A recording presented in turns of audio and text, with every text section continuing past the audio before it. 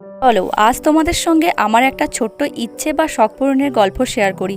বিষয়টা অনেকটা সাধারণ হলেও আমার কাছে অনেকটা অসাধারণ, কারণ প্রথমবার হচ্ছে নিজের ইনকামে বাড়ির জন্য কোনো একটা জিনিস তৈরি করছি। সব সময় তো টুকিটাকি অনেক কিছু কিনে থাকি, কিন্তু এটা করে সবাইকে খুশি করতে পেরে মনের ভিতর থেকে সে এক আলাদা অনুভূতি আর আলাদা খুশি, সে আমি ভাষায় বলে প্রকাশ করতে পারবো না।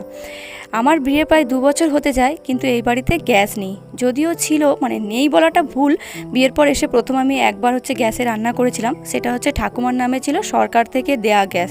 ঠাকুমা মারা যাওয়ার পর ঠাকুমার অ্যাকাউন্টে টাকা চলে যায়, মানে গ্যাস ভরলে, তার জন্য আর সেটাই ভরা হয়নি। বাবার এক বন্ধু দোকানের প্রয়োজনে ও সিলিন্ডারটা নিয়ে চলে গিয়েছে, তাই জন্য আর তার কাছ থেকে চাওয়া হয়নি, আর কাউকে বলিও নি এতদিন ধরে যে গ্যাস করে দেওয়ার কথা। নিজে মনে মনে ভেবেছিলাম যখন আমি নিজে ইনকাম করব তখন আমি নিজের থেকেই কিনে নেব। যদিও আমি 1 বছরের বেশি হচ্ছে ইনকাম করছি, কিন্তু ইচ্ছে থাকলে উপায়টা আর হয়ে ওঠেনি, বিভিন্ন কারণে টাকাটা খরচা করে দিতাম। কিন্তু এই বছর আমি ভেবেছি যে না, এই গরমে আমি গ্যাসটা আগে নেব। বর্ষার সময় বা প্রচণ্ড গরমে ওপাশে গিয়ে মামনিকে দেখেছি কষ্ট করে রাত্রেবেলা করে রান্না করতে, কারণ আমি টিউশন করি বলে রাত্রে রান্না করাটা আমার ক্ষেত্রে হচ্ছে পসিবল হয়ে ওঠে না। দুপুরের রান্নাটা তো আমি করে দিই, সেই জন্য জেদ করে আজকের কিনেই ফেললাম। তো আমার এই ছোট্ট ইচ্ছে পূরণের গল্পটা তোমাদের কেমন লাগলো কমেন্টে জানিও, আর ও গ্যাসটা কেমন হয়েছে সেটাও কমেন্টে জানিও। তোমরাও তোমাদের ছোট ছোট ইচ্ছে পূরণ করো। দেখা হচ্ছে নেক্সট ভিডিও।